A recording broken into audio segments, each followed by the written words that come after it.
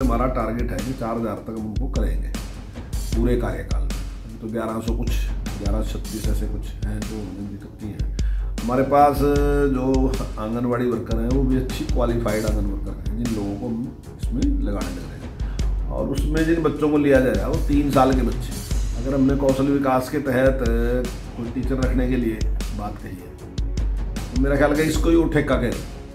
लेकिन जब उनका कार्यकाल था उन्होंने गेस्ट टीचर रखे थे तो किस आधार पर रखे? उन्होंने तो उनके किसी भी मापदंड पे वो खड़े नहीं थे। इसी प्रकार से उन्होंने जिस प्रकार से रखे थे तो उसमें उन्होंने कोई नियम नहीं बनाए थे और जिस प्रकार से उन्होंने भर्ती की तो वो उसके बारे में क्या राय है उनकी? उसने वो क्या ठेके पे बोलती है, क्या क्या कहती है, किस तरीके से रखे? हरियाणा के शिक्षा मंत्री कंवरपाल गुर्जर का नई शिक्षा नीति को लेकर बड़ा बयान सामने आया है, जिसमें उन्होंने मीडिया से रूबरू होते हुए आंगनबाड़ी केंद्रों को प्ले स्कूल में तब्दील करने की बात कही है। उन्होंने जानकारी देते हुए कहा कि सरकार जल्द ही प्रदेश के 4,000 आंगनबाड़ी केंद्रों को प्ले स्कूल में बदलने जा रही है, जहां 3 साल के बच्चे एडमिशन लेंगे। क्या कुछ कहा है उन्होंने सरकार की आगामी रणनीति को लेकर? चलिए पहले आपको उनका ये बयान सुनाते हैं। देखिए, अभी 4,000 नहीं किए, अभी तो कुछ किए हैं, लेकिन हमारा टारगेट है कि 4,000 तक हम उनको करेंगे पूरे कार्यकाल में। अभी तो 1100 कुछ 1136 ऐसे कुछ हैं जो हमने अभी तक किए हैं। हमारे पास जो आंगनवाड़ी वर्कर हैं वो भी अच्छी क्वालिफाइड आंगन वर्कर हैं जिन लोगों को हम इसमें लगाने लग रहे हैं। और उसमें जिन बच्चों को लिया जा रहा है वो 3 साल के बच्चे हैं। जो नई शिक्षा नीति है रही उसमें एक ये भी एक वो है सुझाव है उसमें कि 3 साल का जो बच्चा है उसका दिमाग पूरी तरीके से डेवलप हो जाता है, लगभग डेवलप हो जाता है। तो इसलिए उसकी शिक्षा का इंतजाम जो है वो 3 साल में ही करना चाहिए। तो उसके मद्देनजर माननीय मुख्यमंत्री जी ने कहा है कि जो नई शिक्षा नीति है वो 2030 तक जैसे केंद्र का सुझाव है कि उसको लागू करना है।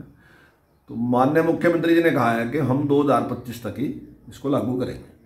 तो उस पर हमने काम शुरू कर दिया और हमने 4,000 स्कूल इस योजना में हमारा है कि हम हरियाणा में शुरू करेंगे। तो उसके मद्देनजर वो क्वालिफाइड लोग हैं, ऐसी बात नहीं, अच्छी पढ़ी लिखी वो हैं तो कर सकते हैं काम। बता दें कि शिक्षा मंत्री कंवरपाल गुर्जर का आंगनबाड़ी केंद्रों को प्ले स्कूल में तब्दील करने का बयान ऐसे समय में आया है जहां प्रदेश में आंगनबाड़ी वर्कर्स धरना प्रदर्शन पर बैठी हैं और लगातार मांगों को लेकर सरकार से गुहार लगा रही हैं।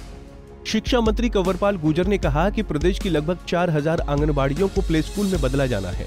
केंद्र सरकार की नई शिक्षा नीति के तहत इन प्ले स्कूलों में 3 वर्ष तक के बच्चों को रखा जाएगा। आंगनबाड़ी वर्कर काफी पढ़ी लिखी हैं, क्वालिफाइड हैं और वो 3 वर्ष तक के बच्चों को पढ़ाएंगे।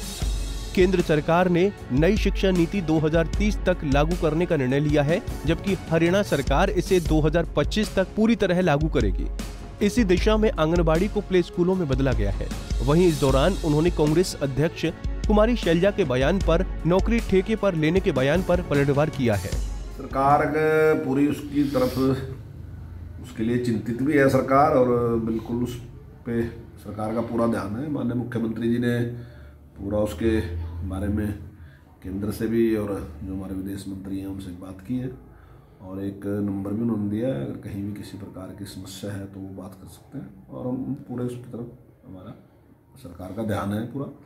माननीय मुख्यमंत्री जी ने पूरी जिम्मेदारी लगाई है, लेकिन परिस्थितियाँ जिस प्रकार की हैं देखिए उसमें टाइम तो लगेगा, लेकिन हमारी पूरी कोशिश है कि जल्दी से जल्दी सुरक्षित और सभी बच्चे वहाँ से निकाल के लेके आए। इस बार जो प्रदेश की जो भाजपा गठबंधन सरकार को लेकर जो है कुमारी शैलजा ने एक तंज कसा, उनका ये कहना है कि शिक्षा का स्तर गिरने या बढ़ने से कोई लेना देना नहीं। ये सरकार शिक्षा के ढांचे का बेड़ा कर करने में तुली है। अध्यापकों व लेक्चरर को नियमित भर्ती करने के बजाय ठेके पर रखने की तैयारी में जुट गई है। मुझे नहीं पता किस आधार पर उसने बात कही। अगर हमने कौशल विकास के तहत कोई टीचर रखने के लिए बात कही है तो मेरा ख्याल है इसको ही वो ठेका कह रही। लेकिन जब उनका कार्यकाल था उन्होंने गेस्ट टीचर रखे थे तो किस आधार पर रखे थे? उन्होंने तो उनके किसी भी मापदंड पे वो खड़े नहीं थे। इसी प्रकार से उन्होंने जिस प्रकार से रखे थे तो उसमें उन्होंने कोई नियम नहीं बनाए थे और जिस प्रकार से उन्होंने भर्ती की थी तो वो उसके बारे में क्या राय है उनकी? उसने वो क्या ठेके पे बोलती हैं, क्या क्या कहती हैं, किस तरीके से रखे से और जिस प्रकार से उनके भविष्य को अदर में छोड़ दिया था उन्होंने। तो जब भारतीय जनता पार्टी की सरकार बनी तो भारतीय जनता पार्टी ने ही उनको एक श्योरिटी दी कि हम आपको बीच में से नहीं हटाएंगे, क्योंकि ज़्यादातर लोग तो उनमें से ओवरेज भी हो चुके थे। लेकिन सरकार ने जो मांग उनकी थी, सरकार ने उस पर ध्यान दिया और उसको मतलब उतने टाइम के लिए उनकी जॉब सिक्योरिटी का उनके लिए कानून लेके सरकार आई, उनको दी जॉब सिक्योरिटी।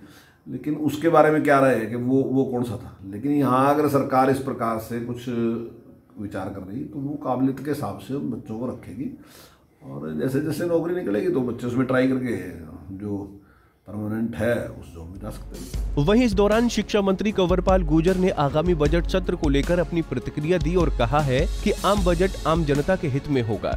खास तो कुछ नहीं, हर बार जिस प्रकार से बजट सेशन चलता है वैसे ही है। और कल महामहिम राज्यपाल जी विधानसभा को संबोधित करेंगे और उसके बाद उस पर डिस्कशन होगी। 7 तारीख को माननीय मुख्यमंत्री जी उसका जवाब देंगे। 8 तारीख को बजट पेश होगा और उस पर डिस्कशन चलेगी और 21 तारीख को माननीय मुख्यमंत्री जी उसका जवाब देंगे। 22 तक हाउस चलेगा। तो उसमें हाउस के दौरान बहुत से विषय होते हैं, ऐसे जो विपक्ष है वो भी अपने मुद्दे उठाता है, सत्ता पक्ष अपनी बात रखता है, और जो भी सवाल होते हैं उन सवालों का जवाब भी देते हैं। और वैसे भी पहले जो क्वेश्चन आवर है उसमें भी जो मेंबर हैं वो अपने सवाल करते हैं और उनका सवाल जो है सभी मंत्री देते हैं। जिस प्रकार से एक प्रक्रिया वही प्रक्रिया है उसमें। शिक्षा मंत्री कंवरपाल गुर्जर ने बताया कि हरियाणा का बजट सत्र 2 मार्च से शुरू होगा। 7 मार्च को मुख्यमंत्री विधानसभा में अपनी बात करेंगे और 8 मार्च को बजट पेश किया जाएगा, जिसके बाद पक्ष व विपक्ष की चर्चा होगी और 21 मार्च को मुख्यमंत्री उसका जवाब देंगे। 22 मार्च को बजट सत्र का समापन होगा। वहीं नई शिक्षा के तहत आंगनबाड़ी केंद्रों को प्ले स्कूल में बदलने को लेकर दिए गए बयान के बाद विपक्ष और आंगनबाड़ी वर्करों का क्या रिएक्शन देखने को मिलता है, ये तो अब वक्त ही बताएगा। यमुनानगर से सुरेंद्र मेहता, पंजाब केसरी टीवी। हमसे जुड़े रहने के लिए हमारे YouTube चैनल को सब्सक्राइब करें और नई वीडियो की नोटिफिकेशन के लिए बेल आइकॉन को दबाएं। अगर आप ये वीडियो Facebook पर देख रहे हैं तो लाइक जरूर करें और ज्यादा से ज्यादा शेयर करें। धन्यवाद।